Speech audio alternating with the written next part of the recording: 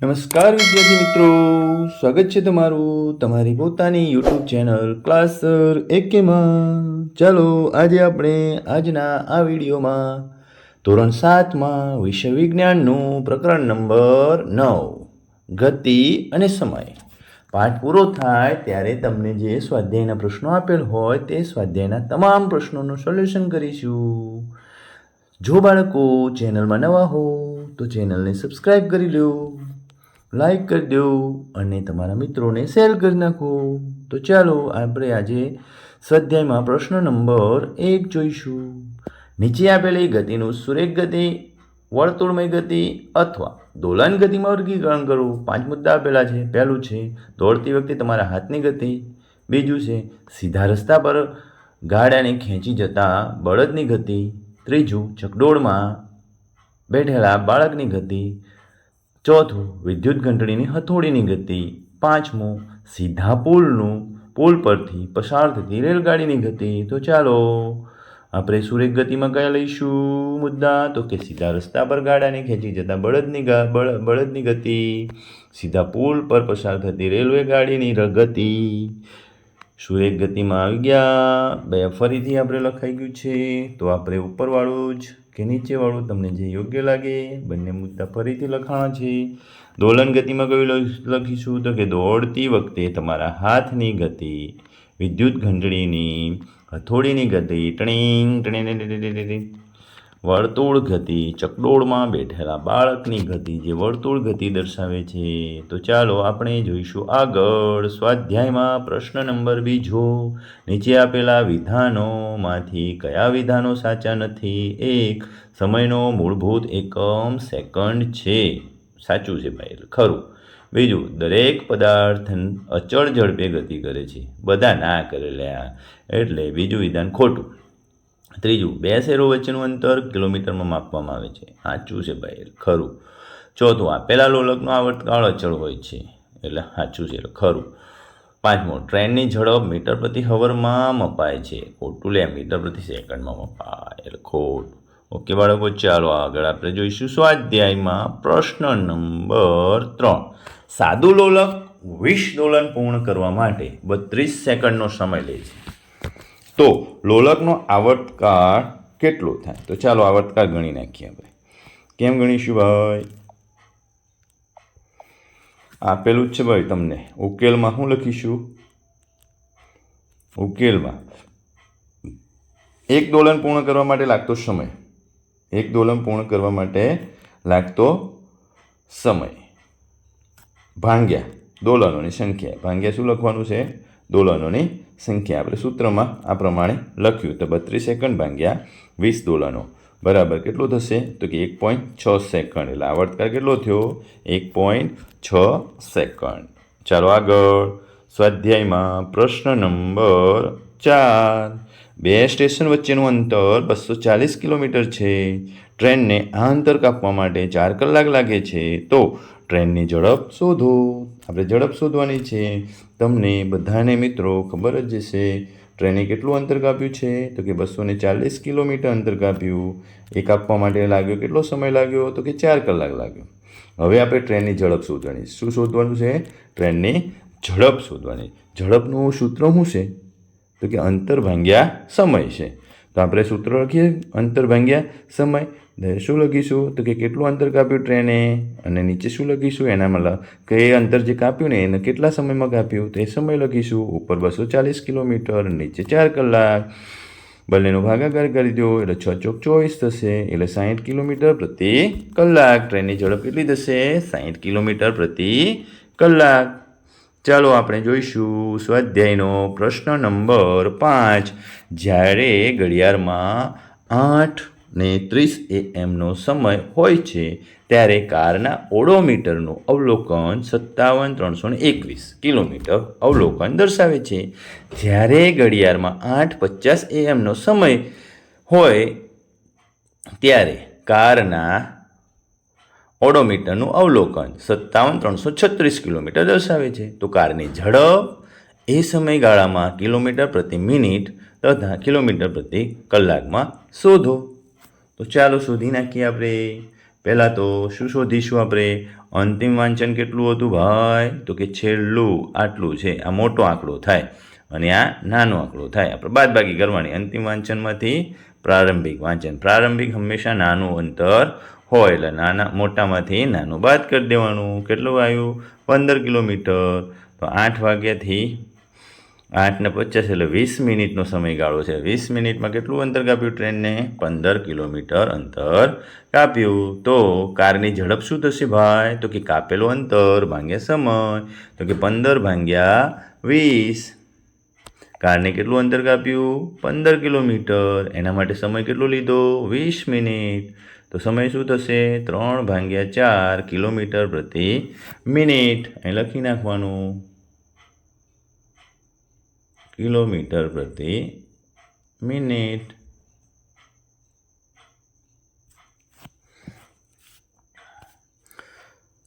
હવે આપણે કલાક પ્રતિ હવરમાં શોધવાનું છે.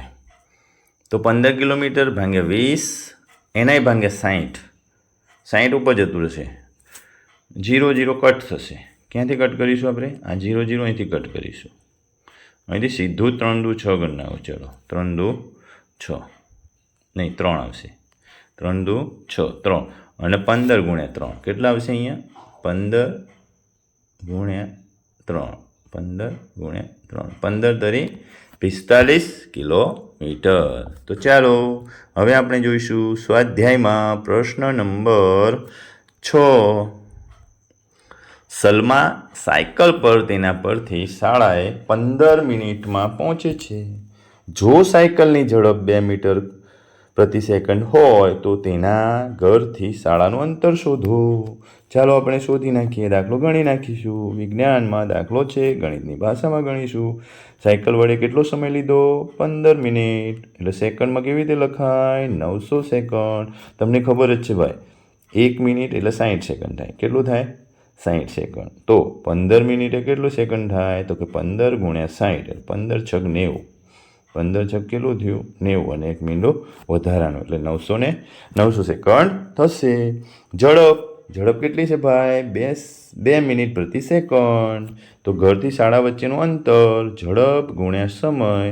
તો કે 2 મીટર પ્રતિ સેકન્ડ ગુણ્યા 900 એટલે 1800 મીટર. આ સેકન્ડ ઉડી જશે. ઉપર નીચે ખાલી વધશે મીટર. 1800 મીટર છે.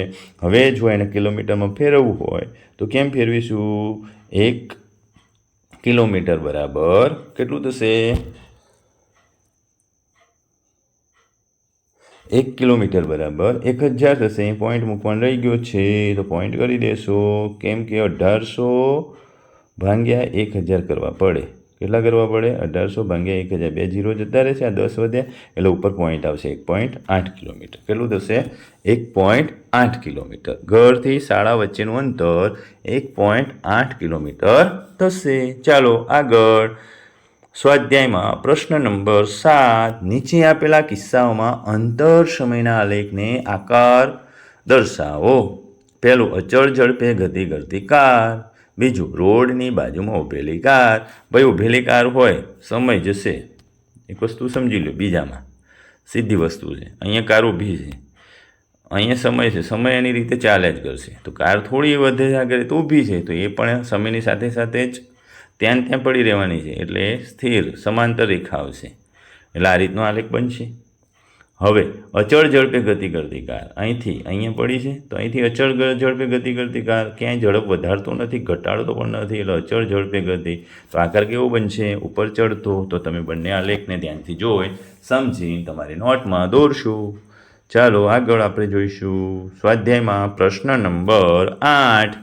નીચે આપેલા સંબંધો પૈકી કયો સંબંધ સાચો છે? પહેલા વિકલ્પમાં ઝડપ બરાબર અંતર ગુણ્યા સમય. બીજા વિકલ્પમાં ઝડપ બરાબર અંતર ભાગ્યા સમય. ત્રીજા વિકલ્પમાં ઝડપ બરાબર સમય ભાગ્યા અંતર. ચોથા વિકલ્પમાં ઝડપ બરાબર 1 ભાગ્યા અંતર ગુણ્યા સમય. તો સાચો વિકલ્પ કયો છે? તો કે સાચો વિકલ્પ બીજો છે. ઝડપ બરાબર અંતર ભાગ્યા સમય. પ્રશ્ન 9. ઝડપનો મૂળભૂત એકમ છે. પહેલો વિકલ્પ શું છે? કિલોમીટર પ્રતિ મિનિટ. બીજો વિકલ્પ શું છે? મીટર પ્રતિ મિનિટ. ત્રીજો વિકલ્પ શું છે? કિલોમીટર પ્રતિ હવર. ચોથો વિકલ્પ શું છે? તો કે મીટર પ્રતિ સેકન્ડ. એમાં સાચો વિકલ્પ ચોથો છે, મીટર પ્રતિ સેકન્ડ. ચાલો 10મો પ્રશ્ન. એક કાર 15 મિનિટ સુધી 40 કિલોમીટર પ્રતિ કલાકની ઝડપે અને ત્યારબાદ બીજી 15 મિનિટ સુધી 60 કિલોમીટર પ્રતિ હવરની ઝડપે ગતિ કરે છે, તો કારે કાપેલું અંતર ખાલી જગ્યા છે. પહેલો વિકલ્પ 100 કિલોમીટર, બીજો વિકલ્પ 25 કિલોમીટર, ત્રીજો વિકલ્પ 15 કિલોમીટર અને ચોથો વિકલ્પ 10 કિલોમીટર. તો ચાલો 10મો પ્રશ્ન કેવી રીતે ગણીશું? તો આપણે જોઈશું એક કાર કેટલો સમય લેશે? 15 મિનિટ લેશે. ઝડપ કેટલી છે? તો 40. સમય કેટલો છે? મિનિટમાં આપેલો છે ને, તો આપણે 60 મિનિટ નીચે લઈ લઈશું. એટલે 15 ચોક 60 અને 10 ચોક 40. એટલે 10 પહેલી 15 મિનિટમાં કેટલા કિલોમીટર અંતર કાપ્યું ઝડપથી? કેટલા કિલોમીટર અંતર કાપ્યું? 10 કિલોમીટર. બીજી 15 મિનિટમાં 60 ભાંગી, અહીંયા 60 ઉડી જશે. અહીં કેટલા થશે? 60 ઉડી જશે. એટલે 15 ગુણ્યા 1 એટલે 10 વત્તા 15 કેટલા કિલોમીટર અંતર કાપ્યું? અને 10 વત્તા 15 એટલે 25 કિલોમીટર. ચાલો આગળ સ્વાધ્યાયમાં પ્રશ્ન નંબર 11. જો આકૃતિમાં દર્શાવેલા બે ફોટોગ્રાફ 10 સેકન્ડના સમયગાળે લીધેલા છે, જો 100 મીટરના અંતરને 1 સેન્ટીમીટર વડે આ ફોટોગ્રાફમાં દર્શાવવામાં આવે તો વાદળી રંગની કારની ઝડપ શોધો. જો તમે પહેલાં તો ફોટોગ્રાફ ધ્યાનથી જુઓ. રોડ ભલે આપણે ધોળો થઈ ગયો હોય, પણ આપણે ક્યાં જોવાનું છે? વાદળી રંગ. આ પોલ બતાવેલો છે, અહીંયા બતાવેલો છે, તમને દેખાય છે બંને બાજુ? અહીંયા પોલ આછો. આ વાદળી રંગની કાર છે, અહીંથી ગતિ કરે છે, આમ જાય છે. આગળ આવી ગઈ બંને આકૃતિમાં. જુઓ અહીંયા છે, આ પોલને અહીંયા પહોંચી છે, આ પોલથી અહીંયા પહોંચી ગઈ. એટલે આટલું થયું. 1 સેન્ટીમીટર જેટલું અંતર થાય અંદાજિત. કેટલું અંતર કાપી નાખ્યું એને? 1 સેન્ટીમીટરનું. એટલે આપણે કહી શકીએ કે 10 સેકન્ડમાં એને 1 સેન્ટીમીટરનું અંતર કાપી નાખ્યું. તો ચાલો આપણે જોઈએ શું લખીશ જવાબમાં. તો કે આકૃતિમાં દર્શાવ્યા મુજબ વાદળી રંગનું કાર બે ફોટોગ્રાફમાં અંતર 1 સેન્ટીમીટર છે. શું લખ્યું છે આપણે? 1 સેન્ટીમીટર છે. વાદળી કારે કાપેલું અંતર 1 સેન્ટીમીટર એટલે કેટલું ગણવાનું છે આપણે? 100 મીટર ગણવાનું છે. એવું રકમમાં કીધેલું છે કે 1 સેન્ટીમીટર બરાબર આપણે 100 મીટર ગણવાનું ભાઈ. હવે બે ફોટોગ્રાફ 10 સેકન્ડના સમયગાળે લીધેલા છે. વાદળી રંગની કારે 10 સેકન્ડમાં 100 મીટર અંતર કાપ્યું, તો વાદળી રંગની કારે 1 સેકન્ડમાં કેટલું અંતર કાપ્યું હશે? તો કે 100 મીટર ભાગ્યા 10 સેકન્ડ. 0 ગયા. શું વધ્યું? 10 મીટર પ્રતિ સેકન્ડ. ઝડપ શું મળી કારની? 10 મીટર પ્રતિ સેકન્ડ. ચાલો આગળ જોઈશું આપણે સ્વાધ્યાયમાં પ્રશ્ન નંબર 12. આકૃતિમાં બે વાહનો A તથા B માટે અંતર સમયનો આલેખ દર્શાવેલ છે, તો તેમાંથી કયું વાહન વધુ ઝડપી ગતિ કરે છે? આકૃતિમાં સ્પષ્ટ દેખાય છે તમને. સરસ મજાની આકૃતિ આપેલી. જો બે વાહન છે, આ Aની ગતિ દર્શાવે છે અને આ Bની ગતિ દર્શાવે છે. તમને એટલી તો ખબર જ હોય કે જ્યારે આલેખની શરૂઆત થાય ત્યારે અહીંયા શું હોય? 0. એટલે આ ઉદ્ગમ બિંદુ છે. એક્સ અને વાયનું શું છે? ઉદ્ગમ બિંદુ છે. આ સમયની સાથે ગ્રાફ ક્યારે ઊંચો જાય? તો કે જ્યારે તમે ગાડીની ઝડપ વધારે જાઓ અથવા તો પહેલેથી જ વધારે હોય ને એક જ સ્પીડે જતી હોય, પહેલેથી જ ધીમી છે અને એક સ્પીડે જાય છે, તો કઈ ગાડીની ઝડપ વધુ છે? તો આપણે જવાબમાં લખીશું વાહન એ વધુ ઝડપી ગતિ કરે છે, કારણ કે એક્સ અક્ષ પર ટી સમયે વાહન બી અને વાહન એ કાપેલા અંતર જાણવા ટી આગળથી વાય અક્ષને સમાંતર રેખા દોરો. જેની ઊંચાઈ વધુ તે વાહન ઝડપી ગતિ કરે છે તેમ કહેવાય. ચાલો આપણે સ્વાધ્યાયમાં પ્રશ્ન નંબર 13. ટ્રકની ગતિ માટે આપેલા અંતર સમયના આલેખોમાંથી કયો આલેખ દર્શાવે છે? અંતર સમયના કે ટ્રકની ઝડપ અચળ નથી. તો જોઈ લો ભાઈ, આપણે જોઈએ છીએ પહેલાં જ એક વસ્તુ સમજી લો કે પહેલાં જ જ્યારે કારની ઉપડવાની શરૂઆત થઈ ત્યારે ફટાફટ ઝડપથી એક જ સ્પીડે જાય છે, એટલે અચળ ગતિ દર્શાવે છે. આલેખ શું દર્શાવે છે? અચળ ગતિ દર્શાવે છે. બીજી વસ્તુ કે કોઈ જગ્યાએ કાર ઊભી હોય અને સમય જતો હોય, કાર ગતિ કરતી જ નથી, એટલે આ સમાંતર રેખા બતાવે છે. શું બતાવે છે? આ સમાંતર રેખા. અહીંથી કાર જ્યારે ઉપડે છે ત્યારે આ પણ અચળ વેગી ગતિ કરે છે. આ કાર કેવી ગતિ કરે છે? અચળ વેગી ગતિ કરે છે. અહીંયા આપણે જોઈ શકીએ છીએ કે ભાઈ અહીંથી ગાડી ધીરે ધીરે ઉપડી છે, પછી એકદમ જ ઝડપ વધારે અને એકદમ સ્પીડે ઝડપ વધારે. તો આપણે આ લેખ જોઈને કહી શકીએ કે આ લેખમાં કારની ઝડપ અચળ નથી દેખાતી. કેમ? તો કે વધઘટ જોવા મળે છે. તો કયો જવાબ આવશે વિકલ્પમાં? જવાબ આવશે આ જવાબ આવશે. કયો જવાબ આવશે? ત્રીજા નંબરનો. કે બાળકો, ચાલો આપણે આગળ વધીશું. બાળકો, સ્વાધ્યાયનો આ આખો વિડીયો જોવા બદલ, નિહાળવા બદલ આપનો ખૂબ ખૂબ આભાર. Thanks for watching bye class sir એકે. ફરીથી એક વખત સબસ્ક્રાઈબ કરો, લાઈક કરો અને તમારા મિત્ર વર્તુળને શેર કરો. ઓકે બાળકો, આવજો.